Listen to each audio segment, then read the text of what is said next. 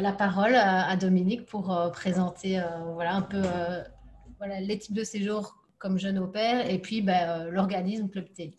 D'accord. Merci. Donc effectivement, le Club Télé, télé, ça veut dire travail, études et loisirs internationaux, même si on s'en sert plus beaucoup de l'acronyme. L'idée, c'était de créer, donc c'est une ancienne association, elle est née en 92, officiellement sur des expériences vécues au tout début des années 90, donc ça ne nous rajeunit pas. Et elle avait, et elle a toujours pour vocation d'essayer de fédérer, de rassembler des expériences vécues. Donc, c'est bien ce que tu viens de montrer là. C'est sûr qu'en montrant que quelque chose a été fait, on donne toujours l'envie aux autres de faire la même chose. Ça, c'est systématique. Et donc, nous, on a commencé avant Internet, à une autre époque, où l'info circulait beaucoup moins. Je me souviens que pour récupérer de la presse anglo-saxonne, il fallait aller dans 5 ou 6 librairies anglo-saxonnes en France. En Belgique, je pense qu'il y en avait une aussi, il y en avait une en Suisse. Donc c'était très compliqué. Et arriver à tomber sur des candidats qui étaient partis, qui pouvaient vous raconter ce qu'ils étaient partis faire, c'était aussi une autre paire de manches. Et donc l'idée de départ, c'était de se dire, bah, si on peut se mettre ensemble pour essayer de fédérer des souvenirs, des bonnes adresses, des expériences, eh bien on les partagera ensemble et on fera en sorte de ne plus être tout seul dans ces démarches. Voilà vraiment l'idée de départ. Donc c'est pour la genèse, ça a commencé sur un bout de table de coin de cuisine hein, à quelques-uns, et puis on s'est échangé des infos, des souvenirs. On a publié une petite revue qu'on a envoyée tous les mois assez rapidement, et puis on a monté cette association avec au départ une dizaine d'adhérents à peu près, hein, de gens qui s'échangeaient des infos les uns les autres, des cartes de visite d'endroits où ils avaient travaillé, des bons plans voyage, logement, loger chez l'habitant à l'époque, etc. Donc, on s'échangeait vraiment tout ça. Et puis, de fil en aiguille, la sauce s'est développée pour atteindre plusieurs milliers d'adhérents aujourd'hui.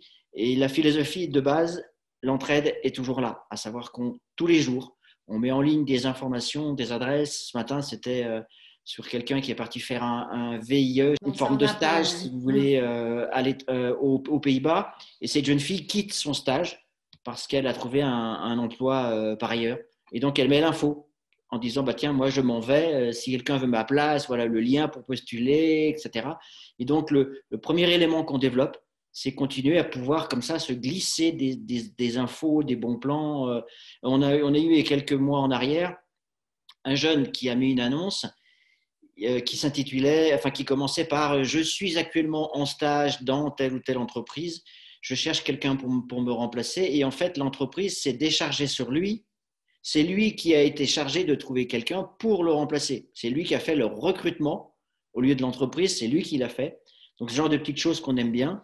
Et donc, ça, c'est le premier élément, c'est vraiment l'idée de se dire, bah, je suis déjà parti. J'ai vécu des choses, j'ai récupéré des infos, je m'en suis servi. On a mis en ligne il y a une semaine à peu près une jeune fille qui a fait tout un dossier des adresses qu'elle a utilisées, elle, pour trouver son stage avec succès dans le monde de l'art en Irlande.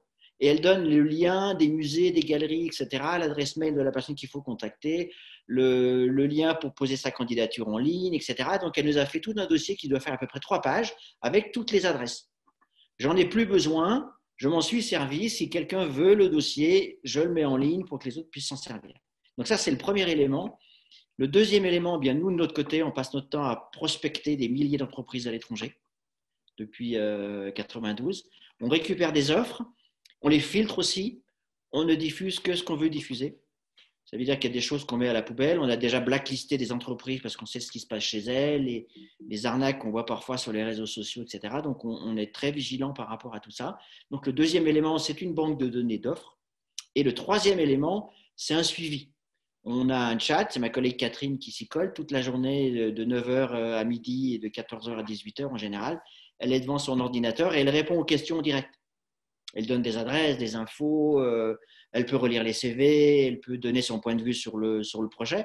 Est-ce que mon projet tient la route, est-ce que, etc.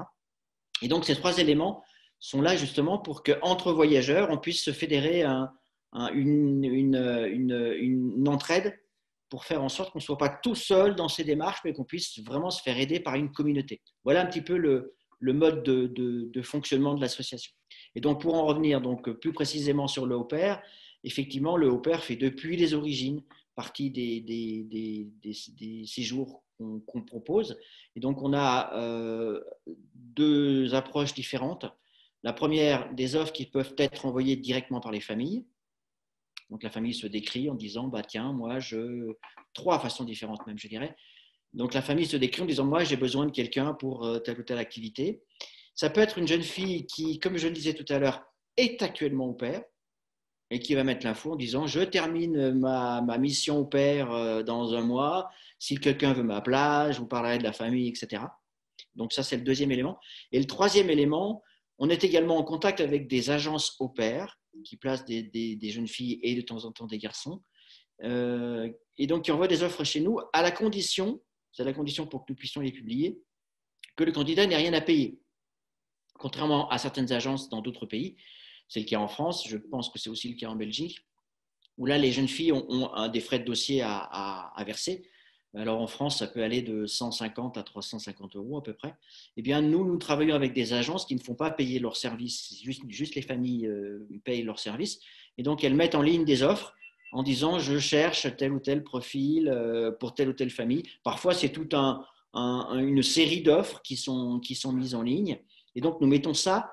Et là, c'est non pas la famille qui choisit le ou la candidate, mais la candidate qui choisit de répondre à telle ou telle famille selon la description qui en a été faite. Voilà notre approche à nous du séjour au pair. Alors, on n'est pas limité en termes de pays. C'est vrai qu'il y a des pays plus faciles que d'autres. Il y a des pays où c'est très compliqué de faire du au pair. Mais on n'est pas fermé en termes de destination. Si la possibilité existe, si le visa existe en dehors de l'Union européenne, ça peut nous arriver d'avoir des offres au pair pour partir du Japon à l'Alaska, en passant par l'Afrique du Sud, l'Irlande, la Belgique même aussi, ou d'autres pays de cet ordre-là. Ok. Pour la tranche d'âge, c'est disponible Alors, la tranche d'âge, ça peut effectivement dépendre des pays. Et donc, on va faire deux groupes de pays différents, les pays de l'Union européenne et les pays en dehors de l'Union européenne. Donc, ce que nous précisons toujours, c'est que le séjour au pair n'est pas un contrat de travail. Il n'y a pas d'obligation définie par la loi. Ça veut dire que si moi, en France, je veux prendre une fille ou une dame au pair en Belgique, qu'elle ait 20 ans ou qu'elle ait 50 ans ou qu'elle ait 60 ans, la loi m'y autorise. Il n'y a pas de limite d'âge. S'il y a limite d'âge, ce sont les agences dont je parlais tout à l'heure qui définissent elles-mêmes un critère. En sachant qu'elles vont avoir du mal à placer une dame de 55 ans au pair, elles vont dire dans leur cahier des charges, nous prenons des jeunes filles au pair de 18 à 25 ans, par exemple. Mais ce n'est pas la loi qui le définit, c'est l'agence qui va définir ses propres critères. Nous, on a eu une dame de plus de 60 ans qui est partie garder des enfants dans un autre pays. Donc ça, dans une agence au pair, ce n'est pas possible parce que la loi les agences les cas sont tellement rares que les agences ne préfèrent pas perdre leur temps par rapport à ces personnes-là qu'elles vont avoir du mal à placer. Mais dans l'Union européenne, on peut vraiment partir au pair à tout âge, à partir de sa majorité. Donc ça, c'est un cas qu'il faut vraiment avoir à l'esprit. Et après, en dehors de l'Union européenne, là, effectivement, il y a des limites d'âge. Comme par exemple, pour les États-Unis, c'est 25 ans. Mais ça va être défini. Ce critère d'âge va permettre l'obtention d'un visa. C'est-à-dire, par exemple, pour les États-Unis, c'est un visa J1. Donc, on ne pourra pas l'obtenir si on a 60 ans. Donc, on ne pourra pas être au pair, légalement, j'entends, si on a 60 ans aux États-Unis, parce qu'on ne peut pas obtenir le visa qui l'autorise. Donc après, c'est vraiment au cas par cas et pays par pays. Et est-ce que vous avez des exemples de tâches que le jeune est amené à faire justement dans ce type de séjour? Oui, alors pour que ça se passe bien, il faut prendre un minimum de précautions. À savoir qu'on va échanger avec la famille. Maintenant, les outils comme Zoom et autres sont là pour ça. Mais avant, on échangeait des courriers où on se parlait au téléphone. On a connu ça également. On s'envoyait des photos par la poste. Voilà, ça c'est l'enfant, c'est la maison, c'est la chambre que tu vas occuper, etc. Donc, on a vraiment passé dans le au pair 2.0, je dirais. Et donc, discuter avec la famille, savoir si elle a déjà eu une jeune fille au pair, si on peut parler avec elle. Poser des questions sur la famille, ça a l'air tout bête, hein. J'en parlais tout à l'heure. Est-ce que ce sont des gens très occupés? Est-ce qu'ils partent tôt le matin et qu'ils rentrent tard le soir? Combien il y a d'enfants dans la famille? S'il n'y a qu'un enfant ou s'il y en a 4 ou 5, ce n'est pas du tout la même chose. À savoir quelles sont exactement les tâches. Je m'occupe de l'enfant. En général, vous avez à le lever le matin et à le faire déjeuner. Ça, c'est à peu près toujours le cas. Selon l'âge de l'enfant, vous l'emmenez à l'école ou vous le gardez à la maison s'il n'est pas en âge d'aller à l'école. Vous le récupérez entre midi et deux, pas systématiquement, mais ça peut arriver. Il peut manger aussi à la cantine de l'école. Et vous le récupérez le soir. Vous lui faites faire ses devoirs, un tour au parc, du vélo dans le jardin, etc. Et vous le faites potentiellement manger le soir. Mais tout ça, ce rythme de vie est à définir avec la famille. Si la maman est à la maison, par exemple, on a déjà vu des cas où la maman, par exemple, s'occupe de son enfant toute la matinée. Il va à la sieste en début d'après-midi et la jeune fille ne s'en occupe que de 15h à 19h, par exemple, le soir. Ça peut arriver. Généralement, les week-ends sont libres. Généralement, les soirées sont libres, sauf une fois par semaine, parfois deux, où on arrive à avoir du babysitting le soir, où les parents sortent et demandent à la jeune fille d'être obligatoirement là au cas où l'enfant se réveillerait ou il y aurait un problème. Donc ça, c'est la partie garde de l'enfant. Ensuite, il y a à peu près toujours, sauf si la famille dispose d'une femme de ménage, il y a à peu près toujours un minimum de ménage à faire. Et quand je dis un minimum, c'est un point important. Entre un minimum et un minimum, il y a parfois des différences. Ça veut dire que vous devez évidemment tenir votre propre chambre propre, votre propre salle de bain si vous en avez une propre également. Et ça peut vous arriver également d'être amené à passer l'aspirateur, à vraiment du ménage, je dirais, superficiel. Vous n'allez pas récurer les WC, ni faire la salle de bain, etc. Donc généralement, ça doit bien être défini au départ. Et c'est souvent sur ce point-là qu'il peut y avoir des débordements. C'est-à-dire assez rapidement, quand on entend les jeunes filles critiquer, c'est qu'elles se retrouvent de fille au père à femme de ménage. Ça, c'est un point important qu'on retrouve souvent. Donc, je suis fille au père, je ne suis pas femme de ménage. Et l'élément essentiel aussi qu'il faut bien retenir, c'est que si vous sentez une dérive, à savoir que du coup, vous gardez l'enfant 1 heure par jour et vous avez 3 heures à 4 heures par jour de ménage à faire, ne laissez pas dériver ces situations-là, mais discutez-en avec la famille. Il faut toujours essayer de percer l'abcès avant qu'il n'explose. C'est-à-dire que gentiment, vous allez les voir en disant bon, faire du ménage, moi, ça ne me pose pas un problème, mais je suis quand même venu plus au pair, mon anglais, c'est important, ou mon allemand, ou mon italien, j'aimerais bien le développer, etc. Je trouve que je ne fais pas assez de rencontres. Comment on pourrait s'organiser pour mettre la famille à contribution sous forme d'idées pour qu'elle vous apporte elle-même ses propres solutions. Il se peut, on l'a déjà vu, qu'elle ne soit pas consciente des choses que vous subissez vous. Et donc, le fait d'en parler, ça peut effectivement vous amener à soulever un problème. Ah oui, tiens, on ne s'en était pas rendu compte. Tiens, si tu veux, on peut faire ça. Et en fait, les choses, ça s'arrange souvent d'elles-mêmes parce que la famille peut prendre conscience des problématiques. Donc, les activités, voilà, c'est ça, c'est garder l'enfant, lui faire un minimum à manger. Vous n'avez normalement pas à faire le repas de la famille et à vous occuper plutôt de celui de l'enfant. Après, on a eu des cas aussi où les jeunes filles, nous on en connaît pas mal, ont eu un petit peu d'argent de poche parce que le père ou la mère l'emmenait au travail. Moi, je me souviens d'une jeune fille tous les vendredis. Le père l'emmenait dans son entreprise et puis elle faisait un peu de secrétariat, elle tapait des documents, etc. Puis lui, il lui donnait quelques livres sterling, c'était en Angleterre, comme ça, en plus de la rémunération qu'elle avait. Donc ça, ce sont des tâches qui peuvent être négociées. On a eu des garçons qui aussi tondaient la pelouse, qui allaient faire les courses le samedi, etc. Tout ça, ce sont des choses qu'on peut très bien accepter, hein, mais qui doivent être vraiment définies au départ. L'autre élément aussi qui nous paraît important, c'est l'alimentation. Si par exemple la famille est végane et que vous êtes amoureux de la viande, eh bien c'est important d'en discuter avec elle.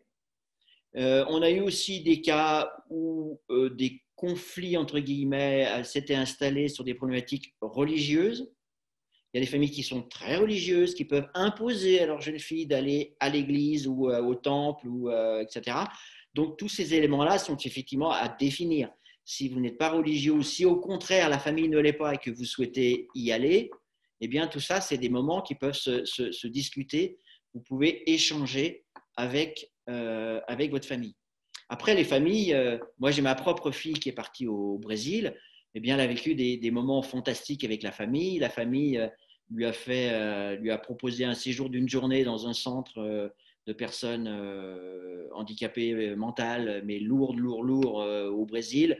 Elle a vécu des scènes assez extraordinaires par rapport à ça, mais elle a aussi vécu des vacances avec la famille. Elle est allée à la plage, elle est allée en montagne, elle a fait de l'escalade avec la grande sœur. Donc, tout ça, c'est vraiment des moments de famille qui font que souvent, lorsqu'on rentre en France ou en Belgique, évidemment, eh bien, on a des souvenirs plein la tête et qu'on a souvent des contacts avec ces familles très longtemps après être rentré dans son propre pays.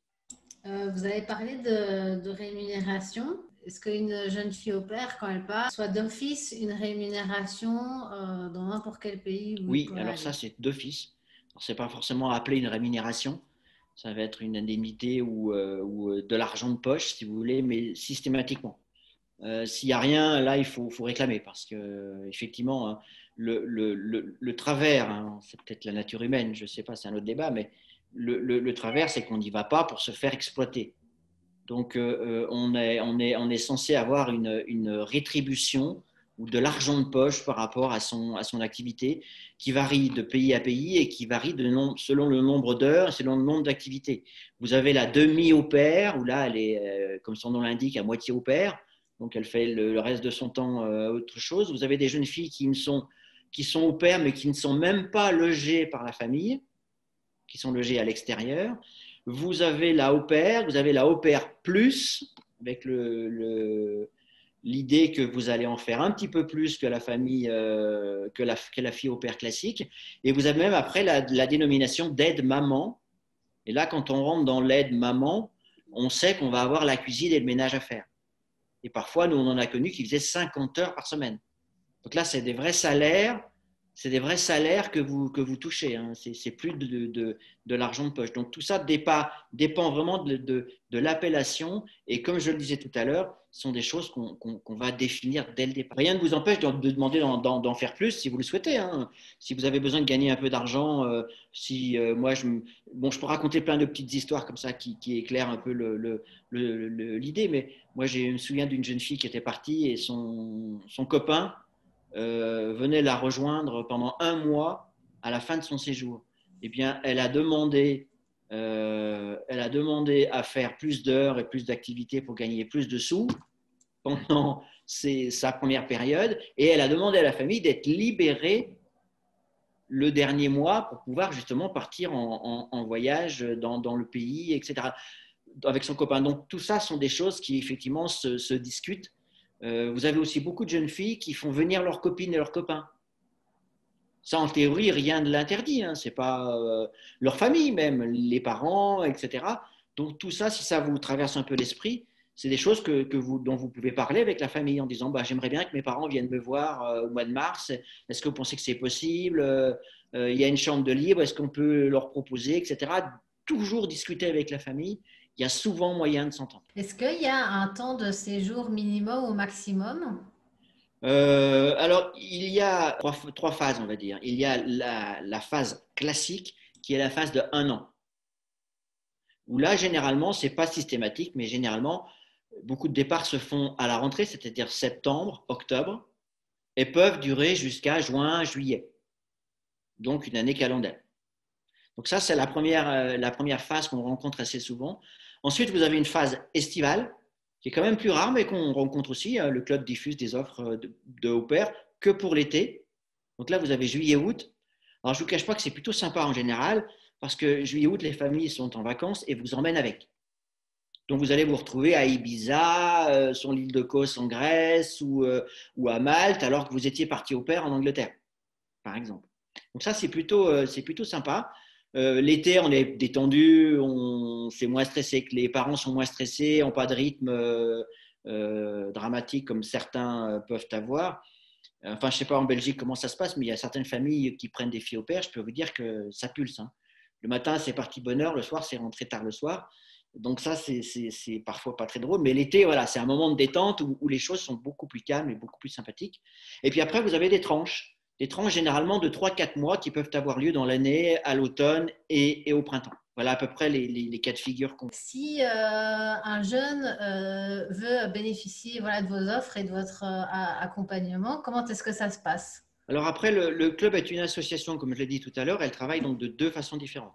La première, c'est une association, comme toutes les associations, elle travaille avec des candidats qui sont adhérents de l'association. Tous les services dont j'ai parlé tout à l'heure, il faut en être adhérent. Il y a simplement donc une cotisation annuelle de 45 euros. Sinon, le club a environ 300-350 partenaires en France et en Europe, dont la Belgique et le Luxembourg, la Suisse, le Québec, etc. Et donc là, tous les mois, nos partenaires reçoivent un extrait de nos annonces. Les annonces portent une référence. Le partenaire a un code. Vous pouvez venir sur notre site internet www.teli.asso.fr et en haut à droite, vous avez un petit onglet Offre partenaire, obtenir une offre et vous saisissez simplement donc la référence de l'annonce qui vous intéresse. Vous saisissez le code du partenaire qui vous a transmis l'annonce et vous allez recevoir l'offre directement dans votre boîte mail. Voilà les deux façons de faire. Ok. Voilà, si un jeune se dit, bah, en fait, finalement, moi, les tâches familiales, ça m'intéresse pas trop. Finalement, je pense pas que je serai à l'aise avec les enfants. Est-ce que vous avez d'autres formules à proposer? Oui, alors effectivement, on peut ne pas être à l'aise avec les enfants.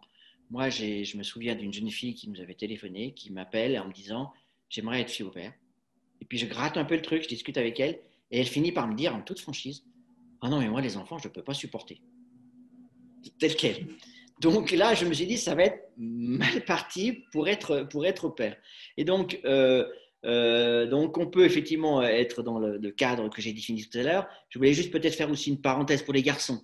Parce que les garçons, généralement, bon, ça reste quand même assez genré, hein, on peut le critiquer, mais vont faire un peu moins de ménage que les filles et un peu plus de sport. Donc, les familles qui prennent des garçons, c'est plutôt pour emmener l'autre garçon, lui fait faire du foot le soir ou le week-end, l'emmener au club d'escalade, le ramener, etc.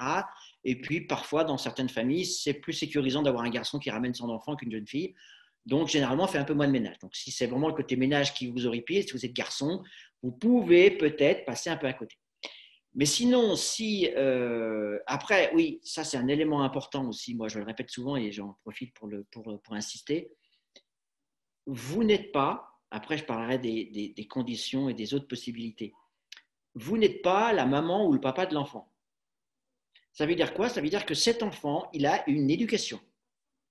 Cette éducation, elle peut vous sembler extraordinairement mauvaise, déplacée, aliénante. Vous n'êtes pas les parents. Moi, j'ai connu des familles, je ne dirais pas les pays, parce qu'après vous allez croire que c'est partout pareil, où le petit garçon, notamment, est le roi de la famille. Il fait ce qu'il veut, quand il veut. Et vous, quand vous arrivez avec une éducation peut-être un peu plus stricte, eh bien, vous allez vous confronter à un petit garçon qui va vous donner, du haut de ses 6 ans, des ordres. Et là, vous allez pouvoir réagir en disant, mais non, mais la fille au père, c'est moi. Toi, tu as 6 ans, tu vas obéir, tu vas faire ce que je te dis de faire.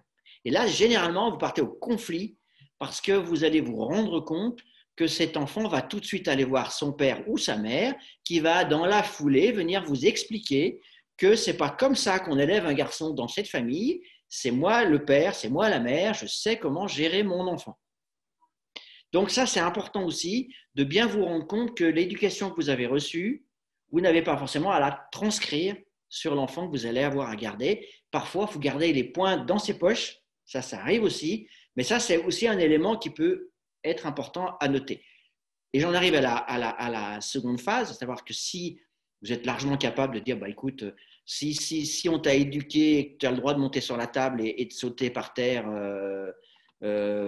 toute la journée, bah, moi, je m'en moque. Si c'est comme ça que tu as été éduqué, moi, ça me va bien. Et si vous êtes super rigide, que vous sentez que ça va vraiment vous poser un problème personnel, là, on va vous conseiller de faire autre chose que séjour au père. parce que ça risque de mal se passer. Et donc, on peut effectivement partir, notamment l'été. Et quand je dis l'été, je devrais dire la saison. Savoir que quand je parle d'été, nous, on a des candidats qui partent en mars et qui rentrent en novembre. Hein, ça peut faire de très grandes périodes. Ce n'est pas l'été, juillet, août. Hein, c'est vraiment des périodes qui peuvent être beaucoup plus longues. Et là, on peut partir en job saisonnier.